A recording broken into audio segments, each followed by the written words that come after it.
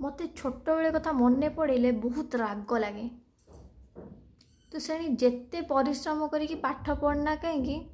जदि 100 रु 99 मार्क भी रखू घर लोक आगे साइड घर छुआ ही से भल पाठ पढ़ुची से ठीक पाठ पढ़ुची सी से 100 रु 40 मार्क रखुना कहीं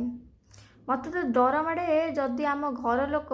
को मो सांगर बापा सहित कि पाठ पढ़ुता का गार्डियन फार्डियन सहित कथा है से विषय ठीक जानी शुणिकी घर लोक टे देखे आम झी राति 3टार उठी पाठ पढ़ुची जिते डाकिले खाइबा को माने से खाइबार उठिक आसबनी बही छाड़ी